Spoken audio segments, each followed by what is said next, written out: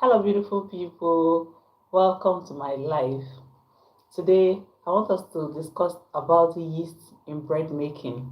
So, yeast is a very important ingredient when you're making your bread. It's very, very important because it's the yeast that will help the dough to rise. So, there are many factors that can affect the yeast that it's no longer active. Sometimes the yeast is old or the yeast is exposed that maybe air entered into it and is no longer active. So when you add it into the mixture of either the milk or the water, when you're turning the mixture for the bread, it will not rise. When you add the flour, it's not going to rise. So what do you do? If you're not sure whether the yeast is still active, I will always advise that you proof the yeast. So how do you do this? You add either room temperature water or milk, and now adding the yeast with the sugar, the apportioned quantity for the recipe you're making. Then you stir this and you cover this with either your kitchen towel or a clean film and wait for about 5 minutes. About after 5 minutes, it should bloom. What I mean by bloom is that it should show some foamy signs.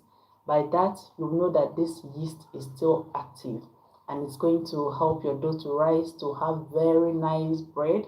This also applies to when you're making donuts.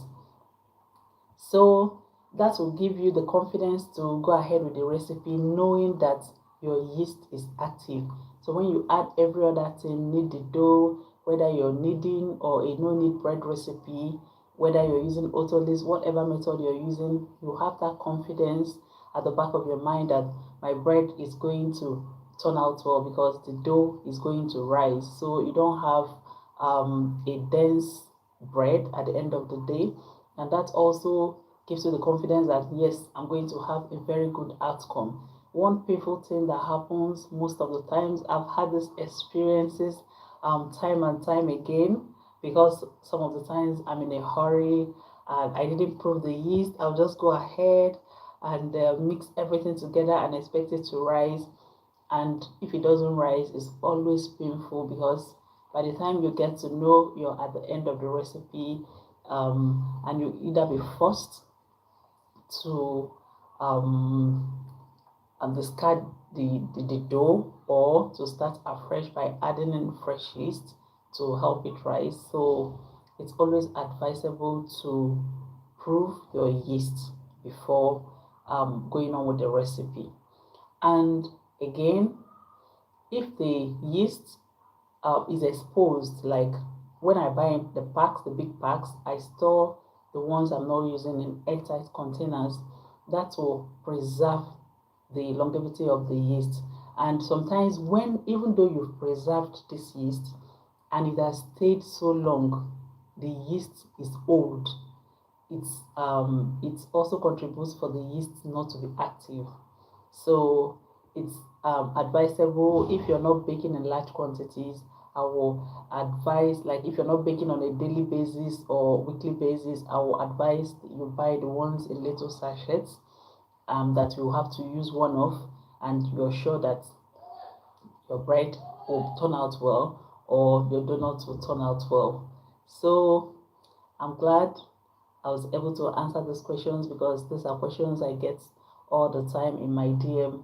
Why was my bread flat? Why was my bread dense? And you also have to use the right quantity of yeast for the recipe you're making. Like you don't have to, you not you shouldn't use small quantity of yeast and expect for a bigger quantity of flour and expect that bread will turn out well. The yeast will do its work, yes, but it wouldn't do its work to the capacity of the flour you introduced it to. So I'm glad I was able to answer those questions, and I would also like to hear more questions from you, and I'll definitely address it. So, bread making is a skill I think every family should be aware of. It's not rocket science, it's easy to bake bread. In fact, when you learn the dynamics, it's one of the easiest things to do. So good luck in your bread making. Bye, and see you in my next video.